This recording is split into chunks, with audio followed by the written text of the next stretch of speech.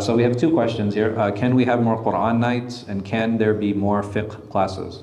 Yes, there can. That's not a problem. So the Quran nights, we usually average 2 to 3 a year.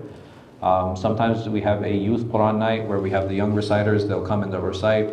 We'll have another Quran night where we'll actually have more established Qurra who've been reciting for some time and who are well known. We'll also host them. So we do have those.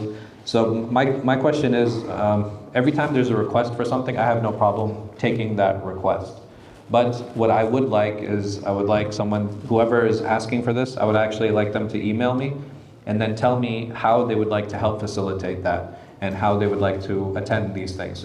Because taking a request, like someone asking for something, I have no problem with that, right? We can ask for whatever we want, but I need to see what kind of commitment there is, what kind of buy-in there is, and see like, okay, well, I can guarantee that 5 people will attend this event. Because I say, okay, you know what, let me start a fiqh class, and then I start the class and nobody shows up, or I get 1 or 2 people. For me, it's fine. Like, I will teach with 0 students, and my students, they know. Like, if nobody shows up, I'll still teach. Because there's an amana and there's a trust in that class. But it has to be something that the people are actually interested in and the people are actually dedicated toward. So if that's something that people want, I have no problem with that. We've actually gone through Al-Umdah, so we did ibadat. We did from Tahara through Hajj. We completed that in Hanbali fiqh. And then we did Muqaddimah Hadramiyya for Shafi'i fiqh, and that also, mashallah, has been completed from Tahara through Hajj. So we've gone through these classes before, and we have completed them. Doing them again is not a problem and is not an issue, inshallah. But like I said, I need to have buy-in, like how many people will attend the class so that we can host it. Is it okay if women recite Quran in front of men and non-mahram publicly? Yeah, it is. It's something that usually is, it's more of a cultural issue than it is another one. More so than a religious one. I don't see a problem. I don't see issue with this. If women can speak in front of men, they can also recite in front of them. If a woman is praying at home, is it true that she must also cover her feet? There is khilaf between the scholars. The Maliki, Shafis, and Hanabila, they say that her feet need to be covered during the prayer. The Ahnaf, they say that they do not have to be covered. You have a fatwa from Sufyan al-Thawri also. He mentions in his tafsir that Aisha radiallahu anha, she gave fatwa that allowed women to wear fatih, which is like the toe rings, like I don't know, but it was popular. It's kind of popular now, I guess. Some women wear it, some women don't. But he took from that it is permissible. I also see it to be permissible for a woman to uncover her feet during salah, and Allah knows best. I wanted to ask, how does a student knowledge make a living while they are studying? Asking about your experience. Okay, so this is a good question, but it may be a very specific one. It depends on where you are in the world. So I've known students who studied in the Khalij, right? So students who study, for example, like maybe in Kuwait or in Qatar or in Saudi, some students in Yemen, also in Egypt. So those students who are studying in predominantly Arab-speaking countries, that they can teach English, and that's what I did. So when I was studying, I would actually teach English part-time, and it was actually a really good way to make money, even in places like Yemen. So they would actually go and teach. Sometimes they would teach online, but you have to have a good internet connection. I know the students of knowledge that I knew in also in Malaysia and in Pakistan, it's not uncommon for students to teach English. The pay scales are different in different countries. So in the Khalij countries, the pay is actually very high, it's very good. But in places like Egypt and Yemen, the pay isn't as good, but it is a way to survive. The other thing that some people do is they actually have a remote job where they will work in the US, but they will work in whatever country that they're studying in. But there are different ways to earn. It's not always easy, and it really depends. So the cost of living in some places is cheaper than others. Some places is very expensive. Sometimes some places it's a little bit cheaper. So places like Malaysia, for example, the cost of living is relatively high. So it might be a little bit more challenging to go and study there.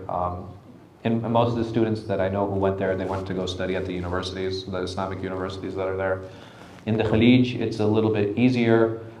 Many of the universities in the Khalij will actually give you a stipend They'll give you a monthly stipend. It's not a lot, so it'll be like $200-300 a month or something. But they'll also give you housing and they'll give you free health care. So that's the benefit for the students that go there. So when they earn a little bit of money on the side, they'll have like subsidized meal plans at the school, so they can go to the school cafeteria and they can eat there. So there is a way for a person to kind of survive in that ecosystem and just get by. And if they go and they actually teach English, they can do relatively well and they can live outside. In Egypt, there are a lot of good opportunities. The cost of living is really cheap in Egypt, and there are a lot of good opportunities to go and study outside. In Morocco, I don't know exactly how. Like I know students that studied in like Mauritania and Morocco and stuff, but they ended up like going out to a village, so all of their costs were kind of taken care of. The problem is like it's very simple meals. It's very difficult lifestyle, but they do it. They sacrifice for the sake of knowledge.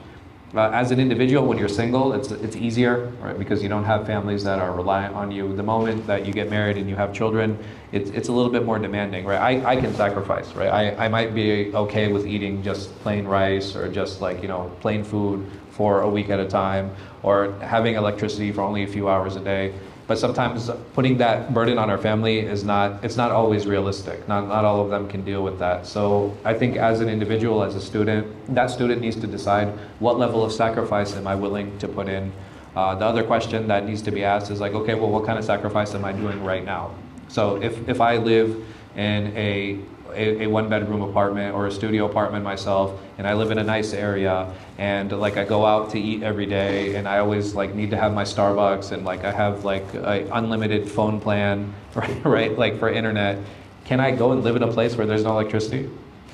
Right? These are questions that we kind of need to ask and we need to figure out. Like, is it possible? Yeah. I had a very, I don't want to say like super affluent, but I had a pretty good upbringing, alhamdulillah. And I studied in Pakistan for like 6 months, and it was hard. Like it wasn't the most pleasurable experience. There's a lot of you have to adjust to a lot of things, adjusting to the pollution, adjusting to the corruption, adjusting to haggling and dealing with the local culture, understanding pricing, because being a tourist in any place, right? Even tourists who come here, everybody gets taken advantage of. So kind of learning the system, learning how to get around, learning how to communicate. I think that it takes a little bit of time, but once an individual adjusts, those things are manageable and dealable. But it really depends on like how long can I put up with this, or how long can I deal with this.